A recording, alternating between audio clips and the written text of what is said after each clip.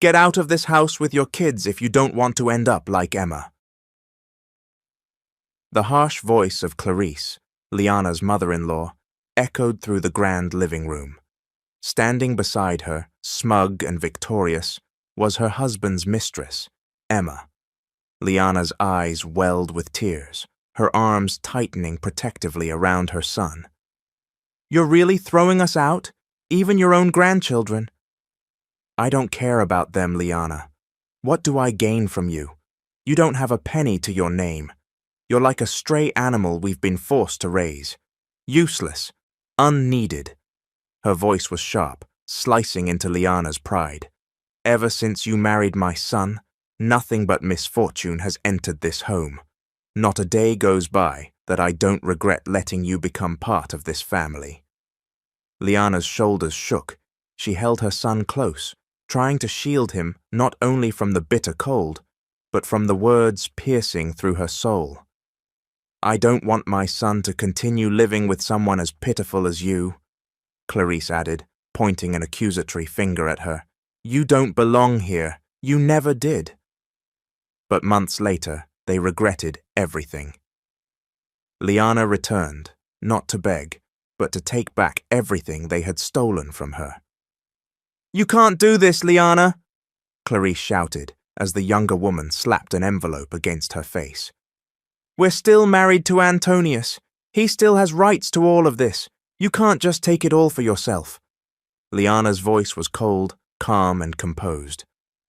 "We're divorced. Your son and I are no longer married. Signed, sealed, legalized."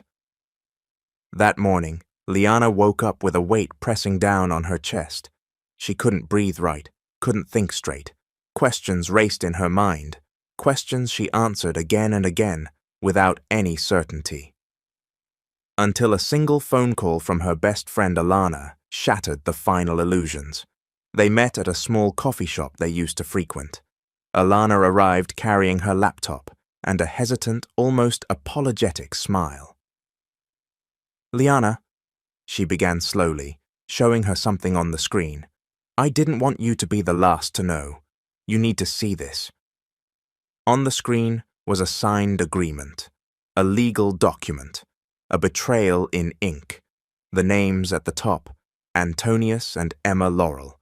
It was an agreement stating that once they secured Liana's inheritance, Antonius would divorce her and marry Emma.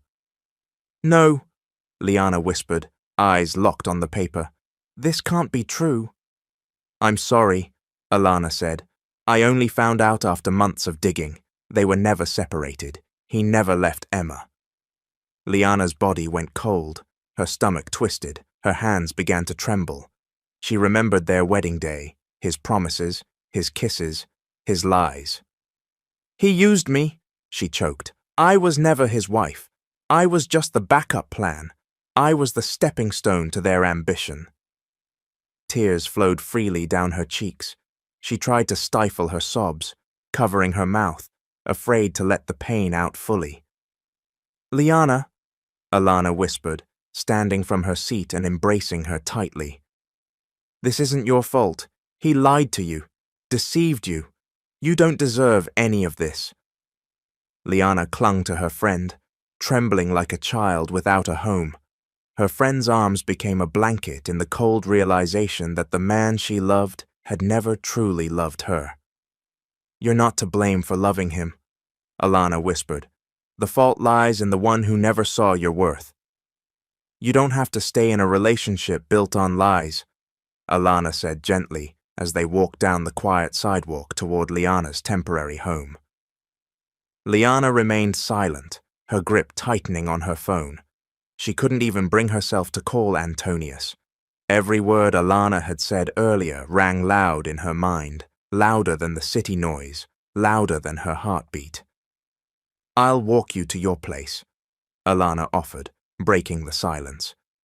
Liana gave a faint nod, but deep within, every question in her heart was being replaced by something else. Fear of what more she would discover. As they entered the gated driveway of the mansion, Liana didn't have to ask. From the open front door, She could already see the familiar black SUV parked outside, Emma's. Several suitcases were visible in the foyer. Her heart pounded. This can't be happening. When she pushed open the door, she froze. Emma was sitting comfortably on the living room sofa, looking relaxed, perfectly at ease. Beside her was Antonius, holding her hand, like they were in some kind of soap opera scene. Clarice stood by the stairs, watching them, a knowing look on her face. "What does this mean?" Liana demanded. "Why is she here? What are those suitcases?" Antonius stood, avoiding her gaze. "Emma is moving in." Liana swallowed hard. Her lips trembled. "You're bringing your mistress to live in our home." "That's not right!" Alana burst out, stepping forward. "You have no right to do this to Liana. She is still your legal wife. She has full rights to this home. You can't let your mistress live here." Clarice interrupted in a cold tone. "Our decision is final. Emma will live here from now on." "If you don't like it, Liana, you're free to leave. Take your son and go. You're not needed here." The words pushed Liana over the edge. "We're not needed?" she whispered to herself. Her dignity crumbled under the weight of the sentence, repeating over and over in her mind. Suddenly, her 7-year-old son, Marcus, came running down the stairs, toy in hand. "Mommy!" he called out, rushing toward her. Confused by the scene, he looked up. "What's going on?" he asked. He turned to his father. "What's the meaning of this, Dad?" Antonius replied stiffly. "From now on, Emma will be living with us." Marcus stepped back, as if struck. "You can't do this," he cried. "Your mistress can't live in our house, Dad." Turning to his mother, Marcus collapsed into her arms. "Mommy, please stop him," he sobbed. "Please." Liana dropped to her knees, holding him close. "I'm sorry, baby. I'm so sorry." "No, no, Mom," Marcus shouted, refusing to look at Emma. "I don't want to live with Dad's mistress in our home. I hate her. I don't like her." His voice was desperate, pleading, heartbreaking. This moment, Liana never imagined she'd experience. Not in her own home. Not from the man she chose to love above all. Every cruel word, every heartless decision felt like arrows to her already battered heart. And before they could recover, Emma spoke, wearing a mocking smile. "There's nothing you can do. Your dad doesn't love your mom anymore. He loves me, he always has. Even when he married your mom, it was me he truly wanted. From now on, I'll be living here with you. I'm the new queen of this house." "Shut up," Alana snapped as she stepped forward, but Liana held her back. "I won't stoop to your level," Liana said in a calm but firm voice, still holding her son close. "I won't let you and my husband be happy in the home that the two of us built." "Oh, come on, Liana," Emma scoffed. "I'm not scared of you. You're nothing, not even a speck, and your husband doesn't want you anymore. Even your mother-in-law doesn't want you, so you can't stop him from making me his live-in." "You are shameless," Liana said, voice rising. "How can you live in our house knowing you've destroyed a family?" Emma crossed her arms. "I don't care about your family. What matters is that your husband loves me." Clarice interjected coldly, her tone void of sympathy. "Leave with your son if you don't want to live with Emma here." Liana felt like a bucket of ice water had been poured over her. "You're really throwing us out? Your own grandson?" she asked in disbelief. "I don't care about him, Liana. There's nothing in it for us, especially from you. He has no inheritance or wealth we can gain from. It's like raising a stray with no purpose, and we don't need you here. Since you entered our family, it's been nothing but bad luck. Not a day goes by that I don't regret letting you into our lives." Liana's shoulders shook again. She held Marcus tighter as he whimpered into her chest. She wanted to speak, wanted to fight back, but she couldn't do it in front of her child. "I don't want my son exposed to someone like you," Clarice continued, pointing at her. You're not worthy of being here. You don't belong in our world. Liana looked at Antonius, hoping, praying he would say something, that he would defend her, that he would tell them this was wrong, but he stood silent, expressionless, emotionless. I let my son marry you because I thought you were rich, Clarice added, now speaking in English, laced with contempt. But look at you now. You're just nothing. You're not even truly wealthy, so there's nothing we can get from you. You were a mistake. Better you leave my son's life. It was a slap that needed no hand, a strike harder than any physical blow. Antonia said nothing, didn't even glance her way, as if she didn't exist. Emma smirked as she clung to Antonius's arm, unbothered, shameless. Leave, Emma said flatly, her tone cruel and direct. You don't belong here.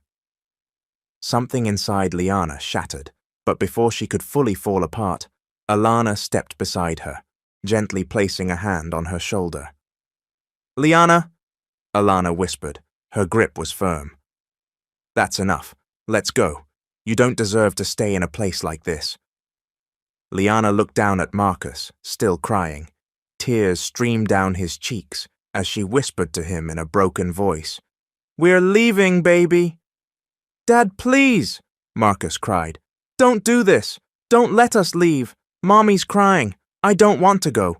Please, Daddy. Antonia stayed silent, didn't even look at his son. Dad, Marcus pleaded again, his voice cracking as they walked away.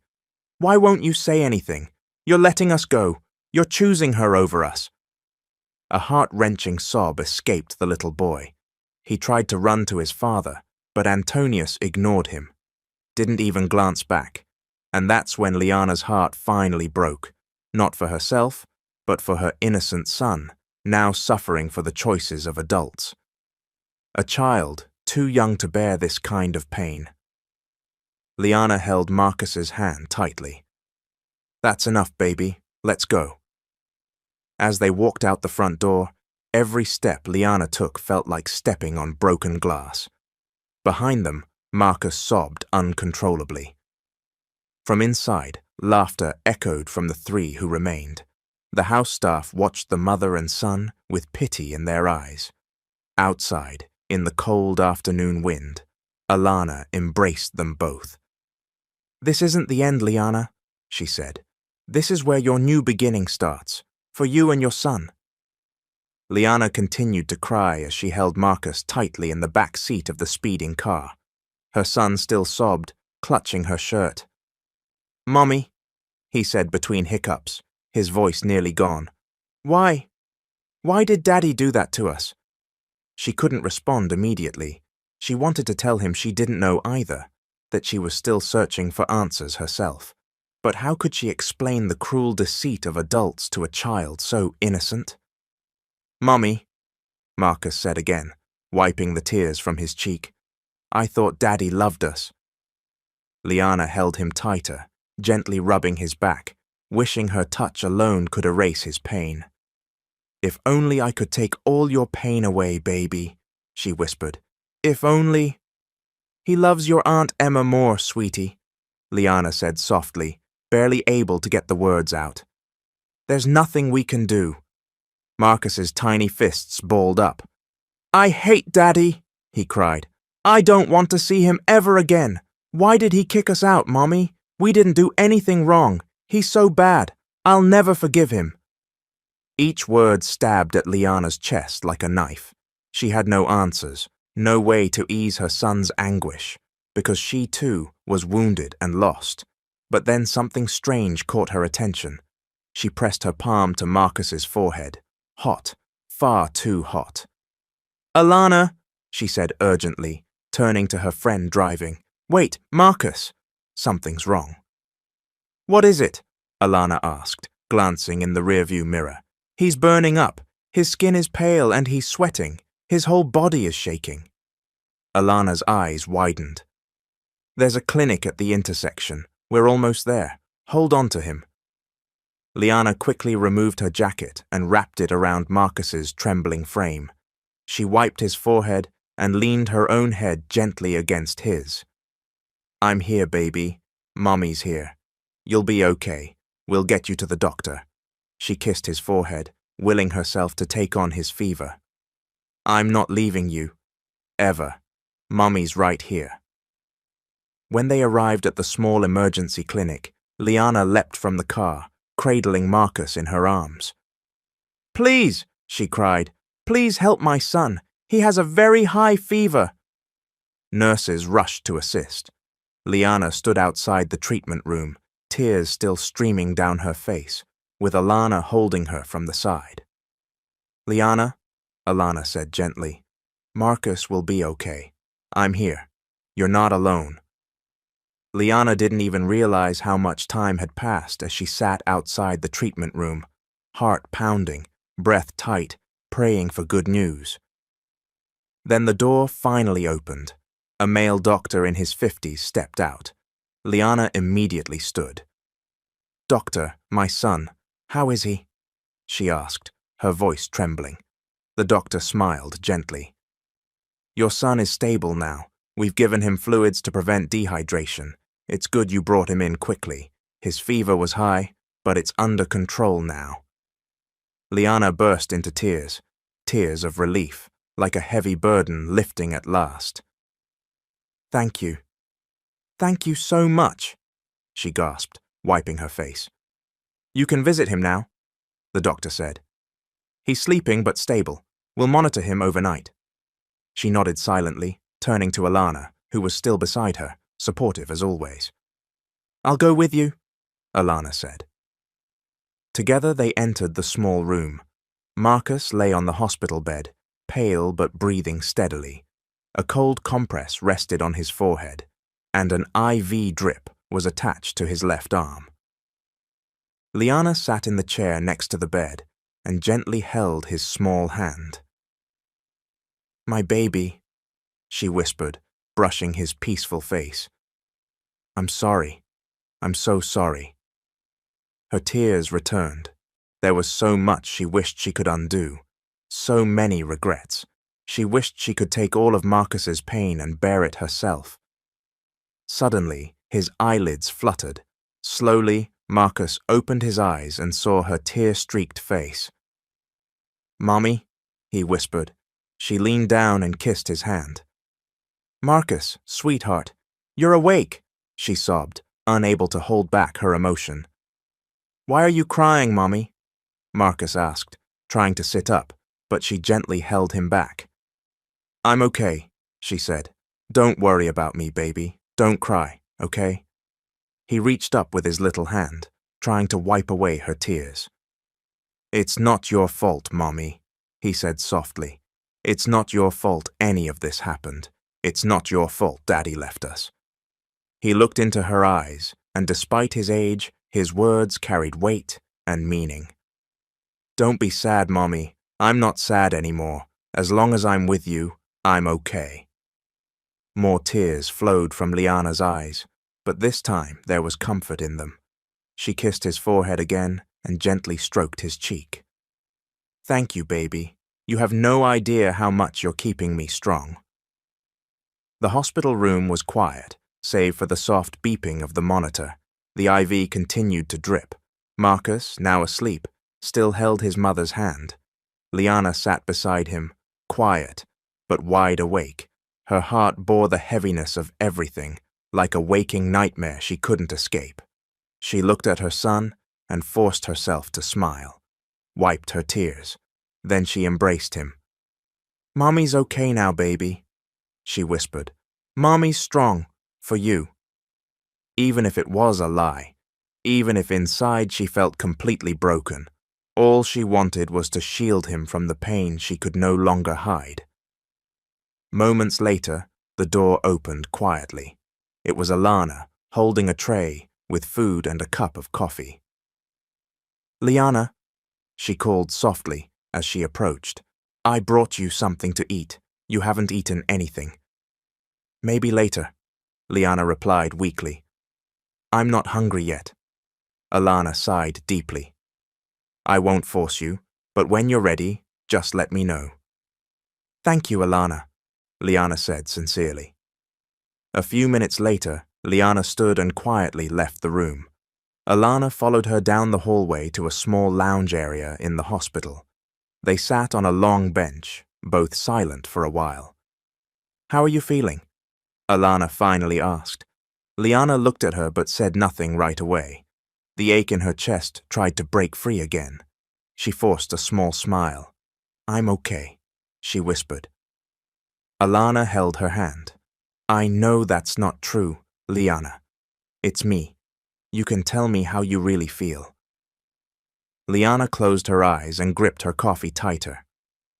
"I'm trying to be okay, for Marcus, but honestly, I'm broken, Alana. Completely broken.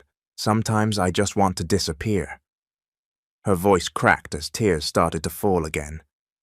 "He lied to me, used me. And the worst part is, he dragged my child into all of it. I gave him everything, fought for him. I left my whole life behind just to be with him. And this is how he repaid me." Alana remained quiet, letting her release everything. Then Liana's voice filled with emotion. "I want revenge, Alana," she said. "They lied to me, hurt my son. I won't let them be happy while we're broken and discarded like we never mattered." Alana looked at her, fire flickering in her eyes now too. "If that's what you want," she said, "I'll support you. I'll help you carry out whatever plan you come up with. Make them feel the pain they gave you, especially Marcus. Make it double. Don't let those who crushed you walk away happy." "But how?" Liana asked quietly. "How do I make them feel what they did to me?" Alana smiled, but not her usual soft smile. This one was sharp. "It's not too late to return to who you were before they found you. Liana, you're smart. You're capable. You had a name in the business world. Remember that? Bring her back. You came from a powerful family. You're their only child. Rise. If you want to take revenge, you have to be above them. Only then can you crush them easily. You need to be strong, succeed. That's the best revenge." Liana turned to her friend. Those words felt like a spark, reminding her of who she truly was and what she was capable of. "I will, Alana," she replied. "I won't let them destroy me again. I'm no longer the powerless Liana. I'll make them feel everything they've done to us.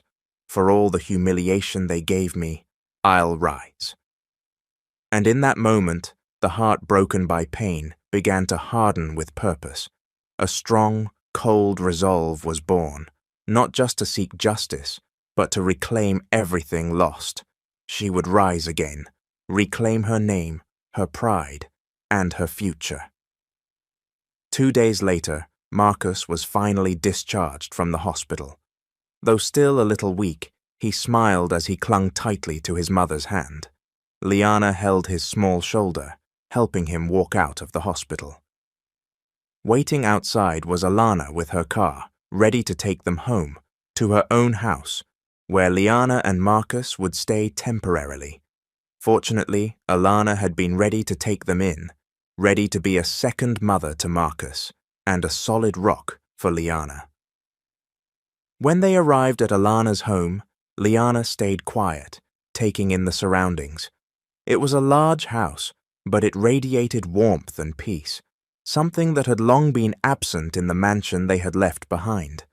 They had often visited Alana's house, being longtime friends, so Marcus was already familiar with the place. And Alana had always known who Liana truly was, and what she had sacrificed to be with the man who ultimately betrayed her. But Liana had never imagined she'd one day be living there, with nowhere else to go. While Marcus rested inside, Liana turned to her friend. "Thank you, Alana.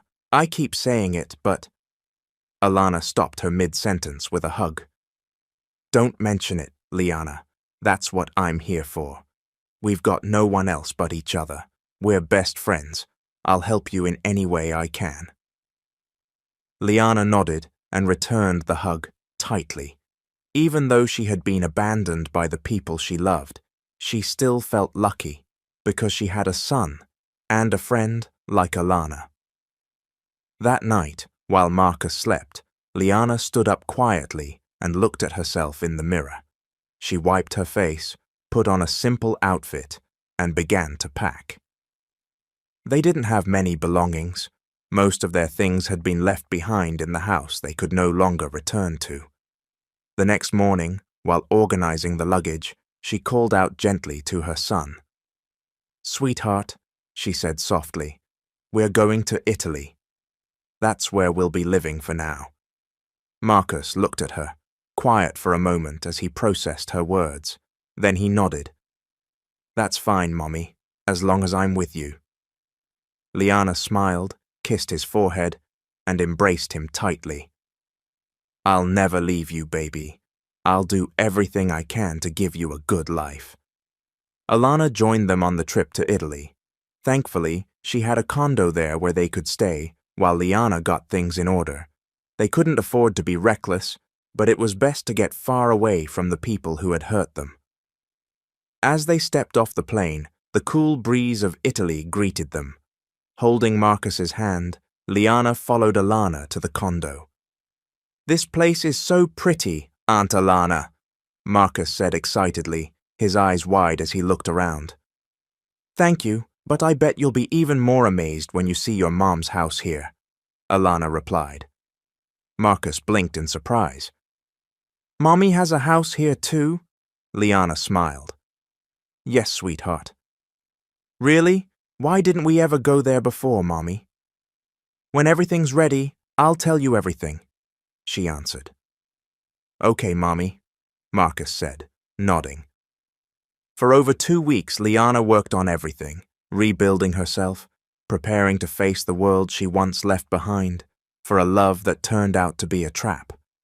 She would be lying if she said she wasn't scared. She feared that her family would no longer accept her after all she had done. But she had to try. She had to be brave. "I'll take care of Marcus," Alana told her. "Call me if you need anything." Liana nodded. Despite the anxiety growing in her chest, she hugged her son tightly and kissed his cheek. "Everything will be okay, baby. Just wait for Mommy." She left quietly, dressed in a trench coat and sunglasses, driving Alana's car to her destination. And as she traveled the streets of Florence, memories of the past came rushing back, memories of success, of respect, and of the identity she had surrendered in the name of love. She didn't know if the world she once ruled would still welcome her, but she couldn't doubt herself now. She stopped in front of a grand mansion, almost like a palace. Marble gates stood tall, the kind only seen in movies. But this was her old home, her real palace, where she had grown up. 6 guards in black suits stood at attention, guns at their sides. But when Liana stepped out of the car, they lowered their weapons immediately and bowed deeply. "Bentornata, Lady Felicity Lyra," they greeted. "Welcome back." She smiled softly. "Grazie." It had been more than 6 years since Liana left this life behind to be with Antonius. Yet the household staff still remembered her, perhaps because her appearance hadn't changed much through the years, or perhaps her parents had never stopped introducing her as their daughter. She couldn't help but stare at the grand facade of the mansion, her former home, her old world, the one she had abandoned. After the guards finished their greetings, one of them carefully opened the heavy, ornate gate. Liana stepped inside. Her chest felt heavy, each step echoing on the Italian marble floor. One of the housekeepers opened the large front door for her, bowing respectfully. Several others who saw her arrival paused, joy lighting up their faces as if her return was something they had been waiting for. The mansion was silent inside. The large paintings still lined the walls, portraits filled with history, memories she had once left behind. With every step she took, everything came back. The tears, the silence she once chose, the dream she surrendered. She reached the grand living room. On a wide couch sat 2 people she had been avoiding for years, her mother and father. They both turned when they heard footsteps. As the guards and housemaids drew near, her mother's eyes widened. "Lyra!" her mother whispered, voice shaking. Her father sat frozen, staring at her, disbelief in his eyes. Liana remained where she was, tears beginning to brim in her eyes. "Sweetheart," her mother exclaimed. Half Filipina and once a resident of the US, she had no trouble reverting to English. "You're back. Is it really you, Felicity Lyra?" her mother asked again. "Have you truly returned?" Liana nodded slowly. "Yes, it's me. I've come home." And in an instant, she dropped to her knees in the middle of the room. "I'm sorry," she cried. Tears hit the marble floor. "I'm sorry I left. I chose love over family. I disappeared for years. I never even asked how you were." Her mother shook her head and rushed toward her. Her father followed. They both pulled her into a tight embrace. "Hush, sweetheart," her mother whispered, also crying as she stroked Liana's hair. "It's okay. You're here now. You're home. That's all that matters." "Stop crying, sweetheart," her father added, patting her back. "We're not mad at you. We never hated you. What matters is that you're alive and back with us." "We prayed for you every night," her mother said, still weeping. "We never lost hope. We knew you'd come back. No matter how many years passed, we would have waited, and we would always welcome you home." "I regret it," Liana whispered. "I endured so much pain. I thought I made the right choice. But I was wrong. I'm so sorry for leaving you." Her father gently said, "We never held it against you. And now, we're just overwhelmed with happiness. You've come back. Wherever your decisions lead you, we'll support you," her mother added. "You won't be far from us again." Liana hugged them tighter. In their embrace, the weight in her heart began to lift. She was finally home, not because of wealth or luxury, but because of the love of the people who had never turned their backs on her. And in the middle of that embrace, she silently made a promise to never leave again. She would never again fall for false love. From now on, she would rise, not as someone seeking affection, but as Lady Felicity Lyra Monteverde, not to love again, but to settle the score. A few days after her return, Liana fully reclaimed the identity of Lady Felicity Lyra, no longer the woman who had walked away for the wrong love, but the woman who now stood tall for herself and for her son. At last, she brought Marcus to their family estate. As the car traveled up the long private drive, Liana watched her son press his face to the window, wide-eyed at the size of the grounds. The garden seemed to stretch on forever, bursting with flowers in every color. "Mommy, this place is huge, like a palace," he breathed. Liana smiled and smoothed his hair. "From now on, sweetheart, this is our real home." "Do princes and princesses live here?" Marcus asked. "Am I a prince?" Before Liana could answer, Alana, seated beside him, chuckled. "You're more than a prince, Marcus. Someday you'll help run all of this like a true king." When they stepped out of the car, rows of uniformed staff and guards greeted them. A butler bowed low. "Welcome home, young master." Marcus grabbed his mother's hand, shy but smiling. "Mommy, he called me young master." "That's right," Liana told him softly, "because you're the grandson of the Duke and Duchess of this family." Inside, her parents hurried toward them, smiles shining through tears. They stopped short when they truly saw Marcus. "Is this him?" her mother whispered, emotion thick in her voice. Liana knelt beside Marcus. "Sweetheart, these are your grandparents." Marcus looked up at the older couple, strangers to him, and then, without hesitation, offered a polite bow. "Hello, Mom. Hello, sir." His grandmother gathered him into a tight embrace, unable to hold back her tears. "Our grandson, our dream come true. You've grown so much. Marcus glanced between them, uncertainty in his eyes. You won't leave me and Mommy, will you? Never, the Duke said, resting a gentle hand on the boy's shoulder.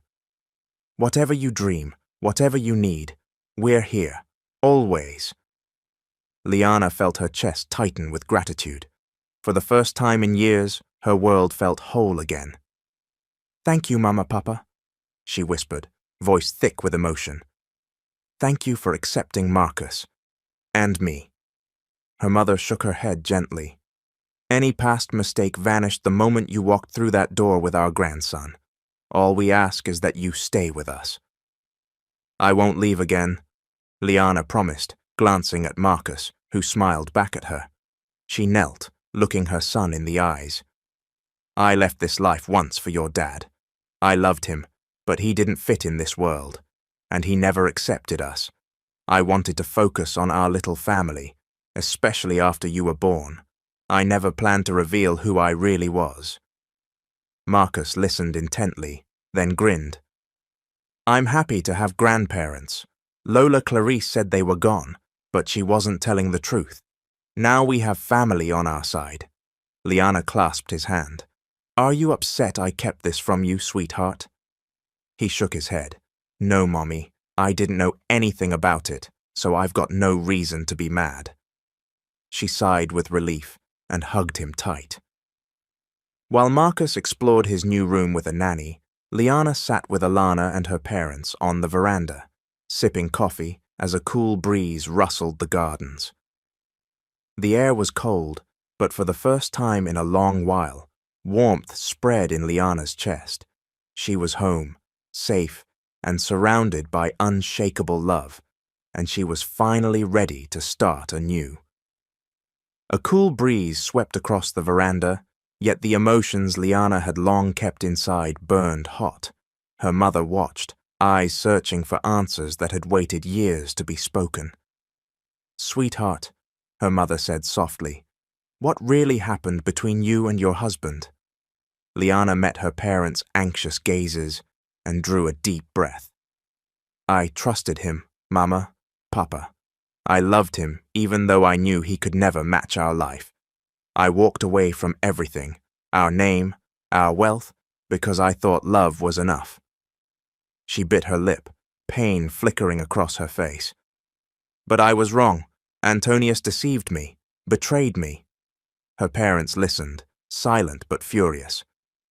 They believed I was just the heiress of an ordinary ranch, Liana continued. He married me under a secret deal with his girlfriend. Once they got my inheritance, he would leave me and marry her. When he realized he couldn't get my fortune, and thought I had none, he turned cold. Even after we had Marcus, he and his family grew cruel. Her mother covered her mouth, horrified. Her father's jaw tightened, a red flush creeping up his ears. They kicked us out, Liana said, voice trembling, even though the house was in my name. They chose Emma over their own grandson. Not once did Antonius protect us. Good Lord, her mother whispered. They did that to you and our grandchild. Her father slammed a hand on the small table. Shameless! How dare they treat my daughter and grandson that way? Liana wiped away a tear. They threw us out like we were nothing. Now I'm filing for divorce.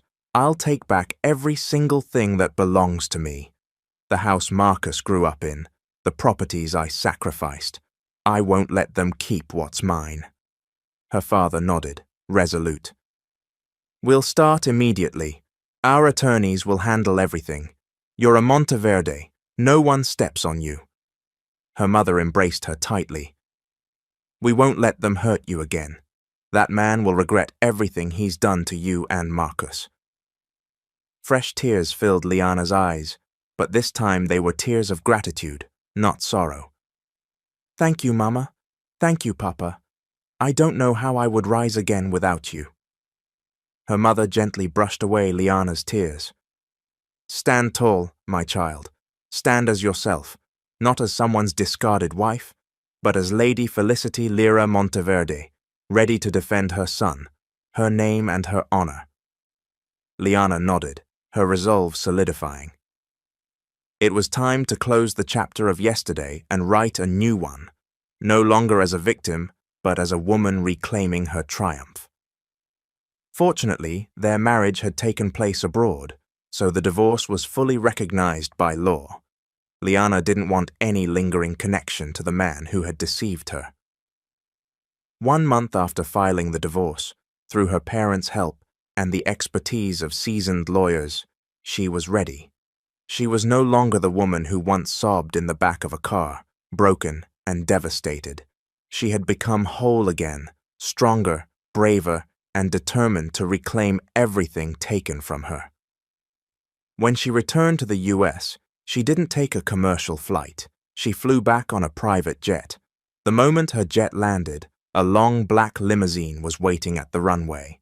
Every movement was met with courtesy.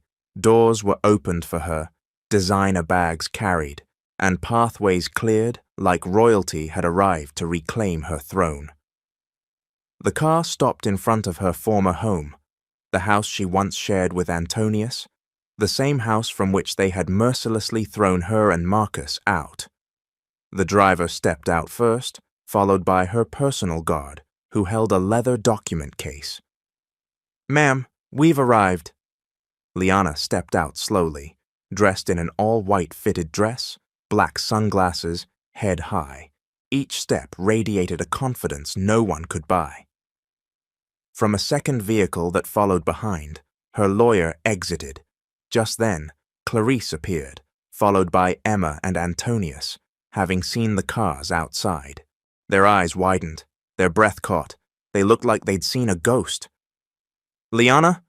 Antonius muttered, stunned. "What are you doing here?" Clarice asked sharply, Emma visibly tensing beside her. Liana gave a cold smile, not ordinary, but commanding, dominant. She stopped midway along the stone pathway, faced them, and said clearly, "I've come back to take everything that's mine." Clarice raised her brows and laughed. "Don't be ridiculous, Liana. Nothing here belongs to you. The house, the land, the business, everything's Antonius. You have no claim here." Emma grinned smugly, eager to witness Liana's humiliation. But Liana only smiled wider. "You're all fools," she said, voice soft but razor-sharp. "You never even realized that everything Antonius and I acquired was registered under my name." The three of them looked at each other, stunned, like a wind had blown straight through them. Antonius's coffee cup rattled in his hand. Liana signaled to her bodyguard, who handed her the leather case. She opened it and pulled out certified true copies, land titles, deeds of sale, company documents, all in the name of Felicity Lira Monteverde, her full maiden name. The truth hit them like a slap across the face. Clarice staggered, Emma turned pale. Antonius stood frozen, unable to move, eyes locked on the documents. "This can't be," Antonius whispered. "You can't do this to me," he added, voice shaking. "Of course I can," Liana replied firmly. "You did it to me and my son first. You threw us out of this house that I built, and now I'm the one taking back what's rightfully mine."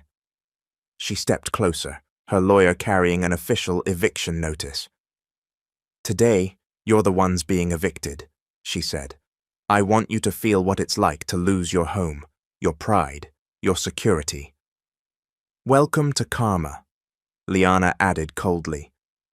"And I'm delivering it, on paper, with signatures, and backed by law." In the stunned silence that followed, Clarice suddenly erupted. "You can't do this, Liana!" she shrieked. Her voice was filled with rage, her finger trembling as she pointed at her.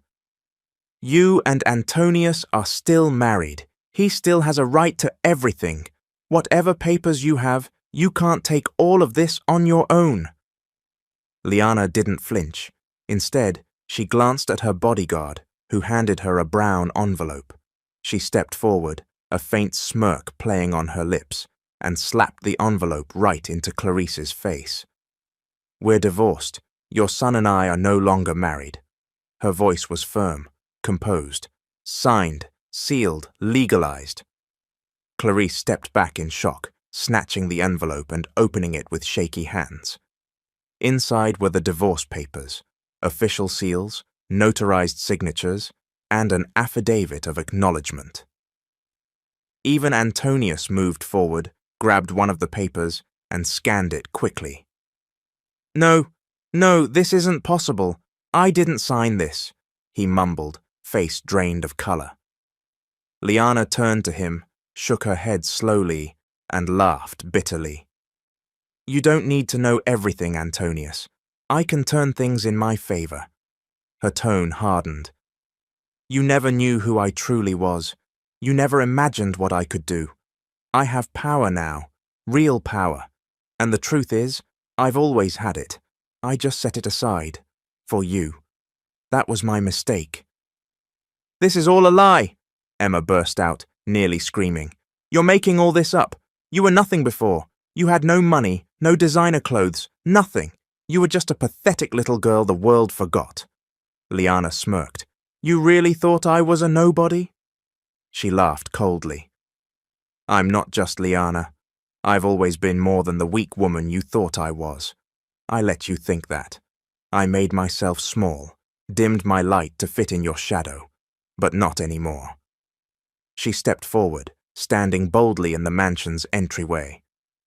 I am Felicity Lyra Monteverde, the only daughter of Duke Federico and Duchess Isabella Monteverde, heir to the Monteverde International Empire. My family built an empire that rules the business world. I once ran away for love, but I didn't come back for apologies or second chances.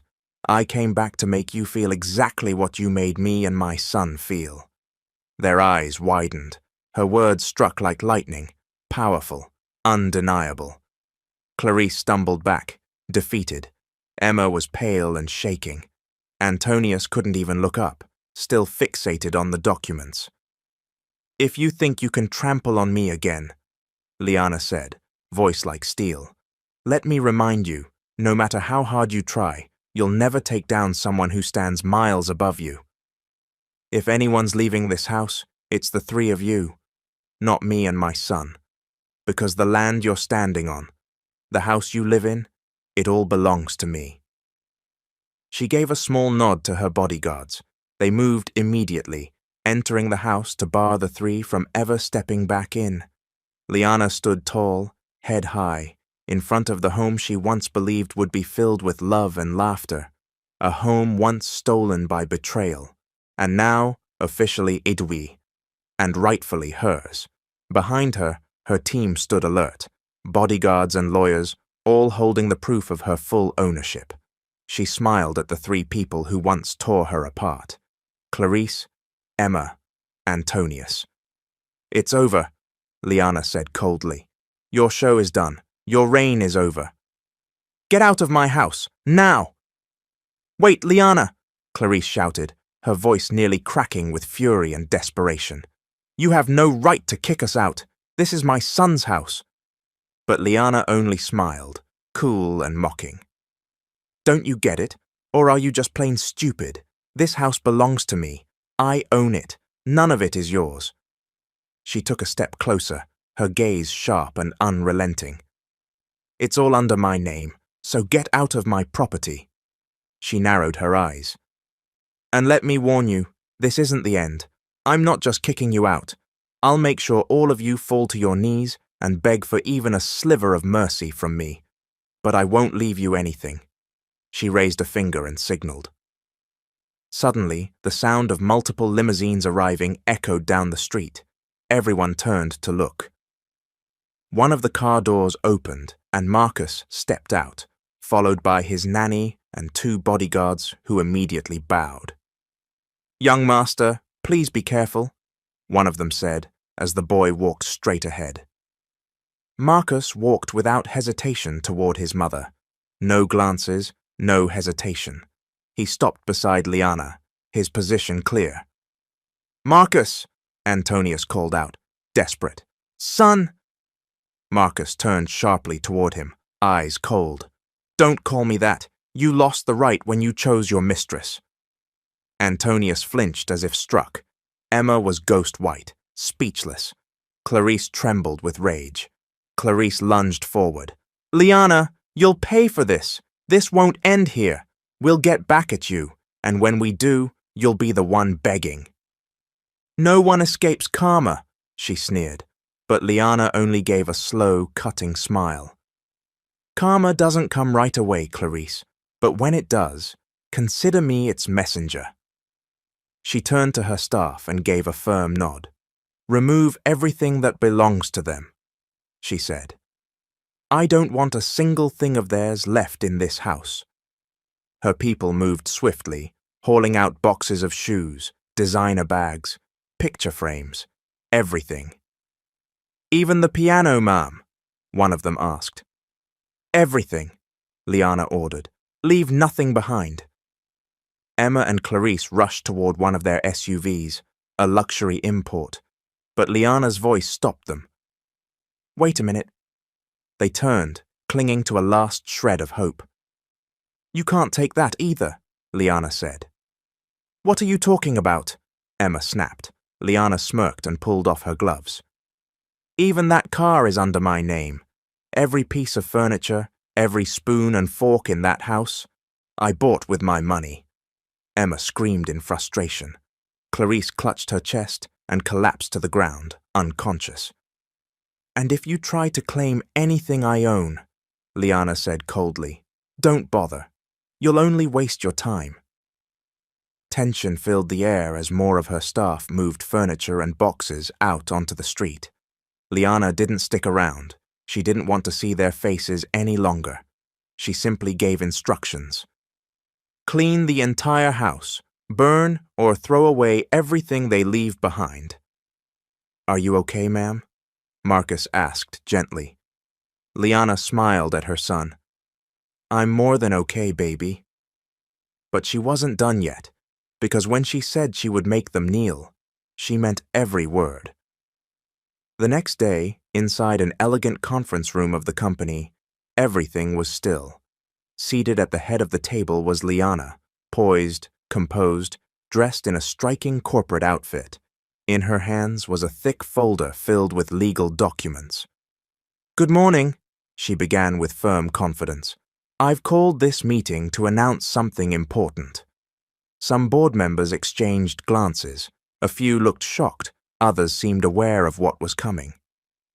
I'm sorry, Miss Lyra, one board member said. What do you mean this is your company?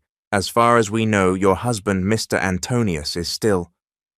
Before he could finish, Liana's assistant stepped forward and placed documents on the table. They reached for the papers. It was a notarized set of documents showing the transfer of company ownership, done years ago. All shares and rights had been placed in her name. These are official, Liana stated.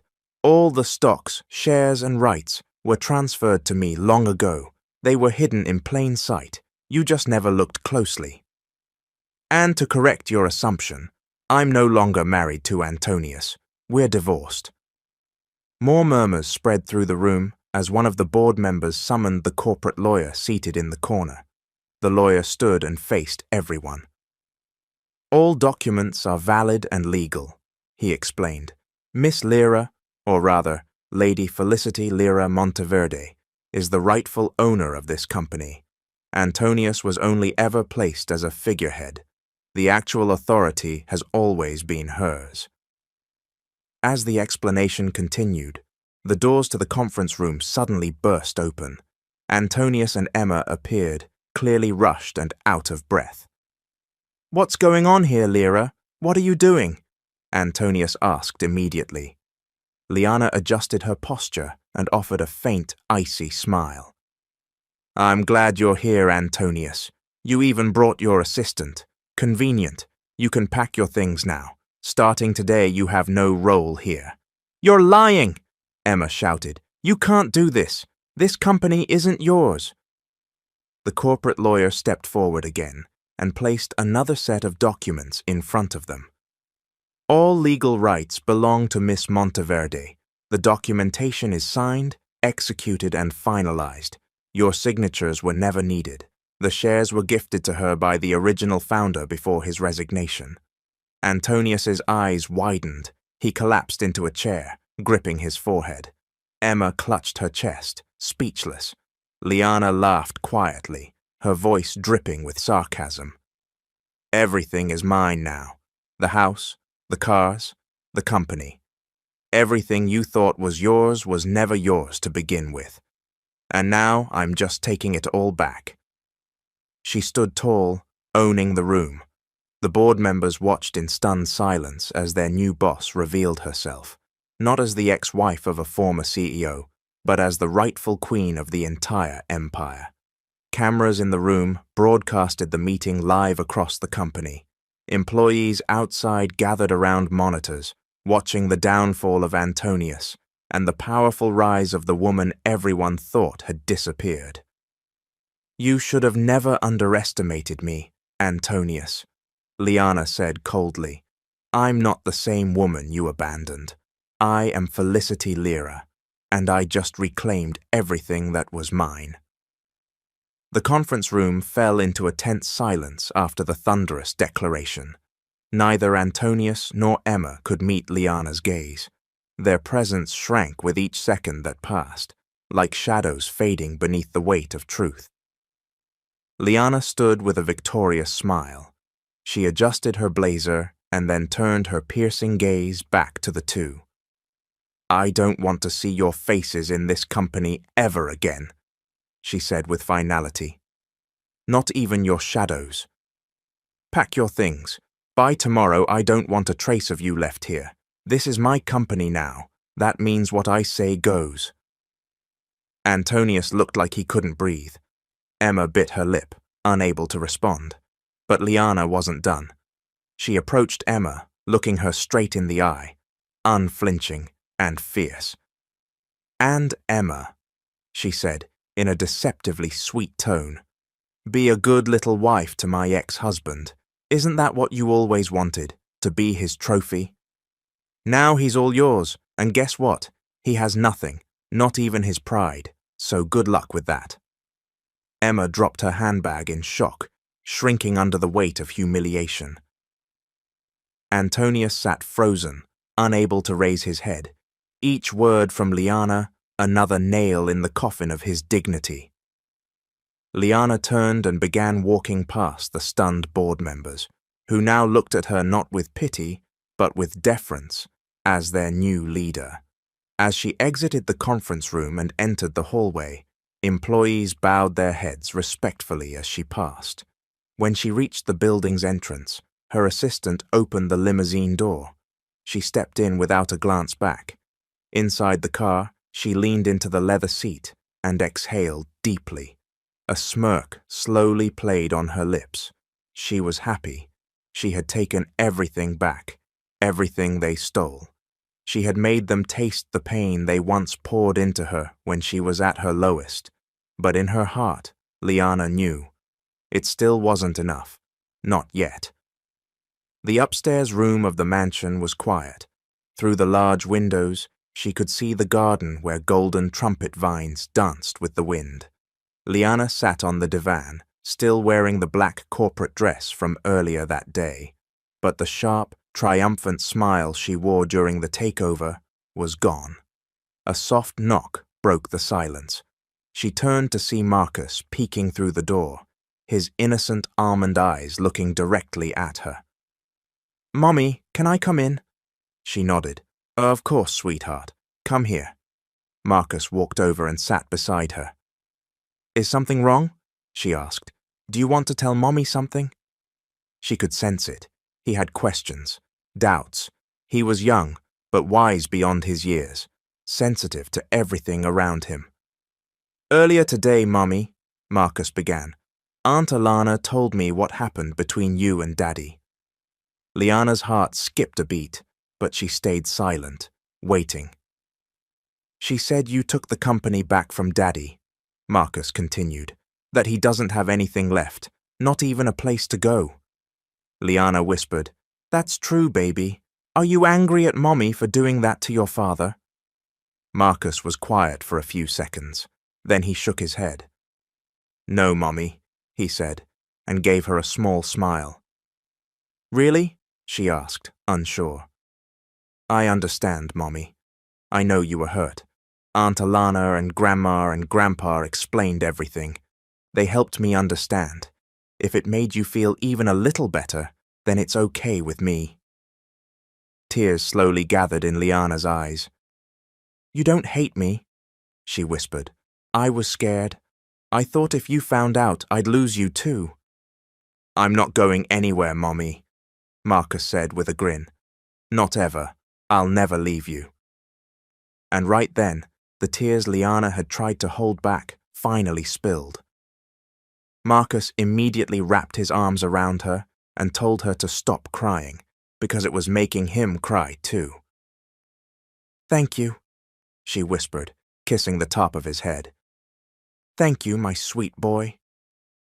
Though only a few days had passed since Liana took everything back from the Montefalcos, the house, the cars, the company, she was already planning her next move.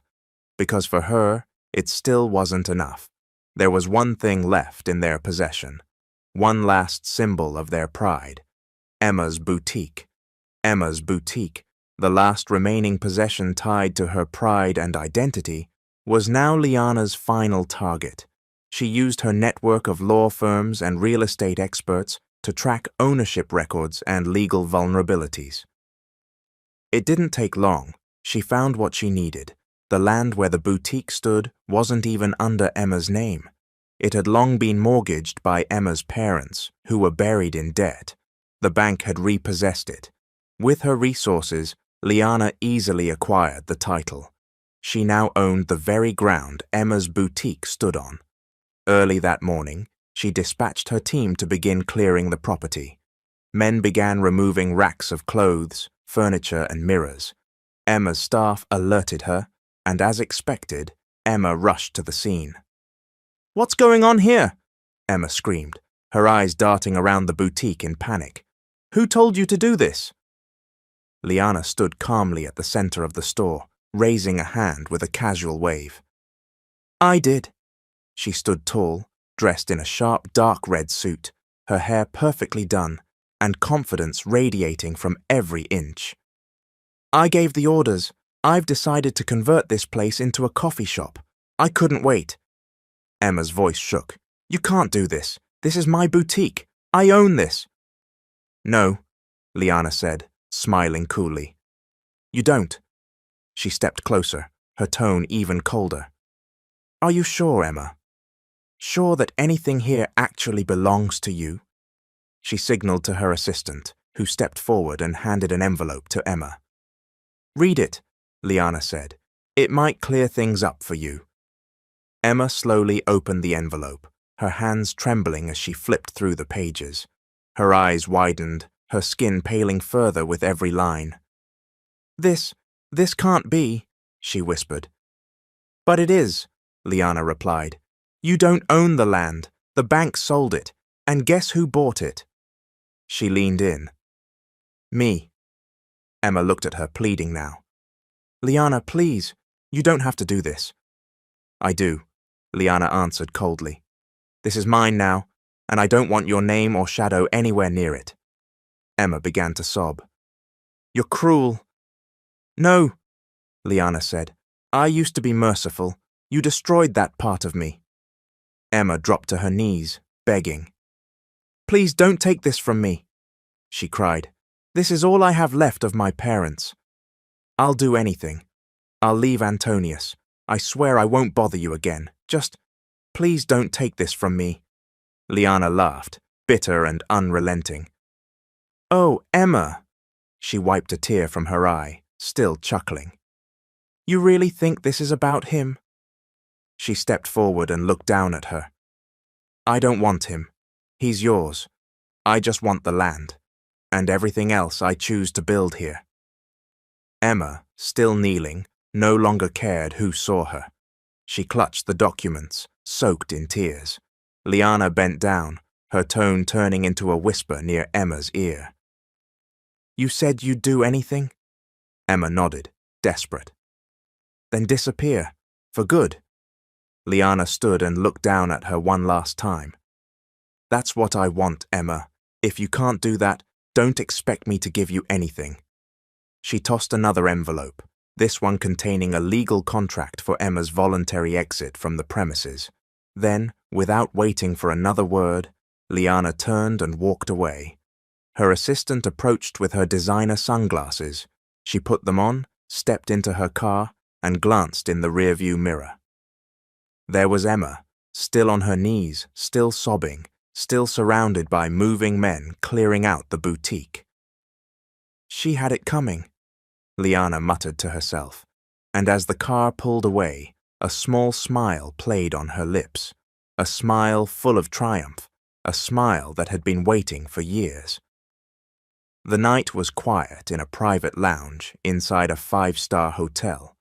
Liana sat across from Alana, both of them holding crystal wine glasses. Around them, soft jazz played, warm ambient lighting glowed, and the air carried a refined elegance, just the way Liana liked it. Quiet luxury, once denied to her.